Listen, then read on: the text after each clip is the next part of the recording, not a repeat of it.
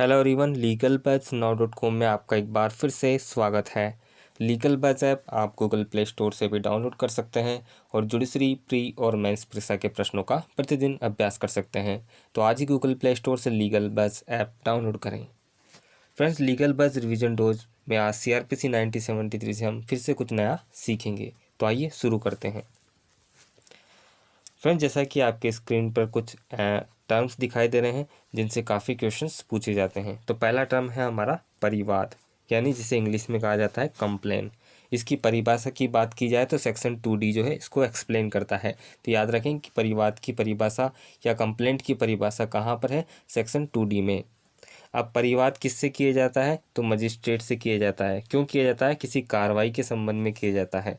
और परिवाद कैसा किस तरह से किया जा सकता है? तो ये मौखिक रूप में भी किया जा सकता है और रिटर्न यानी लिखित रूप में भी किया जा सकता है।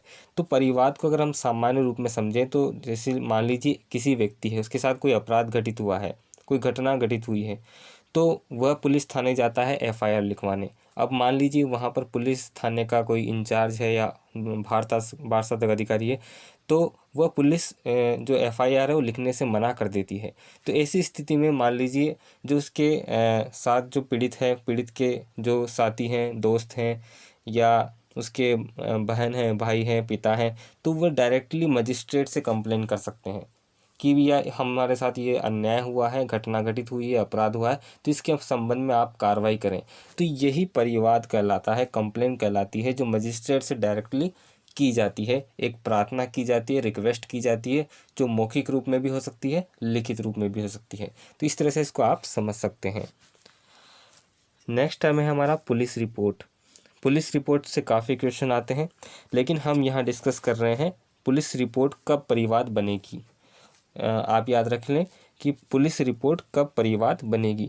तो इसको बताता है सेक्शन 2D का स्पष्टीकरण, यानी सेक्शन 2D में तो परिवाद की परिभाषा दी गई है और सेक्शन 2D जो है पुलिस रिपोर्ट कब परिवाद बनेगी ये एक्सप्लेन करता है।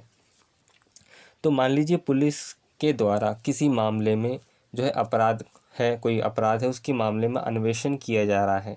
अन्वेषण किया जा रहा है, उसके बाद अन्वेषण के पश्चात जो है पुलिस जो है, पुलिस जो रिपोर्ट पेश करती है, यानी किसी असंज्ञेय अपराध मतलब 2 वर्ष से कम के जो अपराध होते हैं, 2 वर्ष से कम की सजा वाले जो अपराध होते हैं, उस मामले में पुलिस कोई अन्वेषण करती है और अन्वेषण के पश्चात जो रिपोर्ट मजिस्ट्रेट के सामने पेश करती है, तो उसी को पुलिस रिपोर्ट जो है परिवाद कहलाती है। यानी जो पुलिस रिपोर्ट पेश की गई वो परिवाद बन जाती है। यानी डायरेक्टली नहीं, जब पुलिस जो है किसी मामले में जो असंज्ञेय मामला है, जो 2 वर्ष से कम की सजा वाले जो मामले होते हैं, उन अपराधों के मामले में अगर पुलिस कोई इन्वेस्टिगेशन कर रही है, अन्वेषण कर रही है, तो उस अन्वेषण के पश्चात जो रिपोर्ट पेश की जाती है मजिस्ट्रेट को, तो उस समय वो जो रिपोर्ट पेश की गई वो परिवाद बन जाती है, यानी परिवाद कहलाती है। और जो भी पुलिस जो है अधिकारी है, मजिस्ट्रेट के समक्ष जो रिपोर्ट पेश करता है वो उस दशा में परिवादी बन जाता है। तो ये आपको समझना है। इस तरह से नेक्स्ट टर्म है हमारा जांच। याद रखें सेक्शन 2G, CRPC का सेक्शन 2G जांच को परिभाषित करता है। तो मजिस्ट्रेट द्वारा या न्यायालय द्वारा किसी भी कोई प्रश्न है, किसी भी मामले का कानून का प्रश्न है, तो उसके निर्धारण के लिए, अवधारण के लिए जो है जांच की कार्रवाई की जाती है। और ये मजिस्ट्रेट के द्वारा भी की जा सकती है और कोर्ट के द्वारा भी की जा सकती है। तो इस तरह से याद रखें सेक्शन 2G में जांच है, जिसका उद्देश्य क्या होता है? किसी भी कानून के प्रश्न का निर्धारण करना, उसके बारे में जो है साक्ष्य जुटाना, उसके बारे में छानबीन करना कि यह इसका असली इस मामले में क्या प्रश्न है, क्या विवादक है। तो इस चीज़ को डिसाइड करना जांच का ऑब्जेक्ट होता है, उद्देश्य होता है, और ये मजिस्ट्रेट और न्यायालय द्वारा की जा सकती है। सेक्शन 2G में इसकी परिभाषा है। नेक्स्ट टर्म है हमारा अन्वेषण। काफ़ी क्वेश्चन पूछे गए हैं, MP जुडिशरी में भी पूछे गए हैं, राजस्थान जुडिशरी में भी पूछे गए हैं। तो सेक्शन 2H में अन्वेषण जो है बताया गया है। सेक्शन 2H में क्या बताया गया है? अन्वेषण बताया गया है। तो अन्वेषण ऐसी कार्रवाइयाँ होती है जो साक्ष्य इकट्ठा करने के लिए की जाती है न्यायालय द्वारा। अन्वेषण क्या है? ऐसी कार्रवाई है जो साक्ष्य इकट्ठा करने के लिए की जाती है न्यायालय द्वारा। अब यहाँ नेक्स्ट टर्म है पुलिस या मजिस्ट्रेट से भिन्न। अब न्यायालय जो है अन्वेषण की कार्रवाई के लिए जब ऑर्डर देता है तो साक्ष्य एकत्रित करने के लिए अन्वेषण की कार्रवाई की जाती है।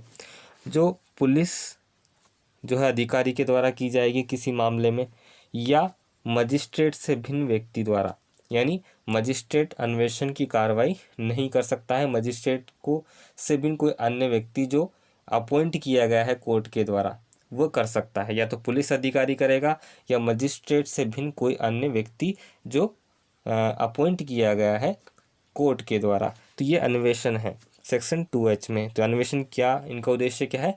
एविडेंस को कलेक्ट करना। अन्वेषण क्यों किया जाता है? एविडेंस कलेक्ट करने के लिए। नेक्स्ट टर्म है न्यायिक कार्रवाई। याद रखें सेक्शन 2I में इसकी परिभाषा दी गई है। न्यायिक कार्रवाई जिसमें साक्ष्य जो एविडेंस होते हैं, एविडेंस को वैध रूप से एफिडेविट पर लिया जाता है, यानी जो साक्ष्य कलेक्ट हुए उन एविडेंसों को कोर्ट के समक्ष जो है शपथ पत्र पर यानी एफिडेविट पर लिया जाता है कि यह इनकी प्रामाणिकता है। तो इसे याद रखें, न्यायिक कार्रवाई क्या होती है? जिस पर साक्ष्य शपथ पत्र पर लिए जाते हैं, और उसकी परिभाषा सेक्शन 2I में दी गई है। इसके बाद आता है हमारा पुलिस रिपोर्ट। सेक्शन 2R में पुलिस रिपोर्ट को परिभाषित किया गया है। याद रखें सेक्शन 2R, आर से आप याद रख सकते हैं रिपोर्ट, तो पुलिस रिपोर्ट। तो धारा 173 की उपधारा 2 के अंतर्गत जो पुलिस अधिकारी होता है जो संज्ञान लिए जाने की दृष्टि से सक्षम मजिस्ट्रेट के समक्ष जो रिपोर्ट पेश करता है वो पुलिस रिपोर्ट कहलाती है। यानी पुलिस अधिकारी द्वारा धारा 173 की उपधारा 2 के अंतर्गत जो पुलिस रिपोर्ट का प्रारूप बताया गया है, राज्य सरकार के द्वारा जो निर्मित किया गया है, बनाया गया है, उस प्रारूप में उस किसी अपराध के संज्ञान के संबंध में यानी मजिस्ट्रेट द्वारा संज्ञान लिए जाने के संबंध में जो है पुलिस रिपोर्ट प्रस्तुत की जाती है। यानी जब मामले में कोई भी किसी भी क्राइम का कोई मामला है, उसमें जब पर्याप्त पुलिस को साक्ष्य मिल जाते हैं कि भैया हमें इस बारे में पूरे सबूत मिल चुके हैं, तो उस मामले में संज्ञान लेने के लिए जो रिपोर्ट मजिस्ट्रेट के समक्ष यानी फाइनल रिपोर्ट मजिस्ट्रेट के समक्ष पेश की जाती है वही पुलिस रिपोर्ट कहलाती है, जिसे हम जो है अंतिम रिपोर्ट भी कह सकते हैं, चालान पेश करना भी कह सकते हैं। तो इस तरह से ये चीज़ें हैं, आपको समझना है। तो ये धारा याद रखें सेक्शन 2R में, और कौन से प्रारूप में हो जाती है? धारा 173 की उपधारा 2 के अंतर्गत जो बताया गया प्रारूप है उसमें भेजी जाती है। इसके बाद आता है समन मामला। समन मामला और समन, जैसे इसका नाम है समन, तो याद रखें समन के बारे में जो प्रोविजन है CRPC में सेक्शन 61 से 70 तक है, यानी धारा 61 से यहाँ पर गलत लिखा हुआ है, सेक्शन 61 से 69 तक है। धारा 61 से 69 तक जो है समन के बारे में प्रावधान बताए गए हैं, जिसमें काफ़ी चीज़ें हैं, आप पढ़ेंगे तो उसमें आपको नई चीज़ें सीखने को मिलेगी, जैसे समन का जारी किया जाना, समन की तामील, ये सभी जो प्रावधान है सेक्शन 61 से 69 तक बताए गए हैं। जो क्यों किए जाते हैं, यानी समन का उद्देश्य क्या होता है? न्यायालय में अभियुक्त जो होता है किसी भी मामले से जुड़ा, उसकी उपस्थिति को न्यायालय में सुनिश्चित करने के लिए कि भैया फला तारीख को ये उपस्थित हो ही जाएगा, तो उसको एक समन जारी किया जाता है, यही समन है। तो समन मामले की बात करें तो जैसा कि इसमें लिखा हुआ है कि समन मामला यानी समन प्रकार का मामला जिसमें जो है समन अपराधी को भेजा जाता है न्यायालय में उपस्थित होने के लिए, पेश होने के लिए। तो इस तरह से समन मामला यानी जो समन मामले वो होते हैं जो कम गंभीर होते हैं, जैसे 2 वर्ष तक की सजा जिसमें किसी क्रिमिनल को दी जाती है, यानी कम गंभीर प्रकृति के मामले समन मामले होते हैं। और वारंट मामले जो ज़्यादा गंभीर प्रकृति के मामले होते हैं, जिसमें मृत्युदंड, आजीवन कारावास या 2 वर्ष से अधिक का पनिशमेंट यानी कारावास का पनिशमेंट किसी क्रिमिनल को दिया जा सकता है, तो वो वारंट मामले होते हैं। तो उसमें वारंट जो मामले होते हैं उसमें समन भी भेजा जाता है और वारंट भी भेजा जाता है, जैसे गिरफ्तारी का वारंट। लेकिन समन मामले में पर्टिकुलरली समन ही जो है किसी अपराधी को भेजा जाता है कि वो न्यायालय में उपस्थित हो फला तारीख को, यही समन मामला है और समन है। तो आप यहाँ समझ सकते हैं।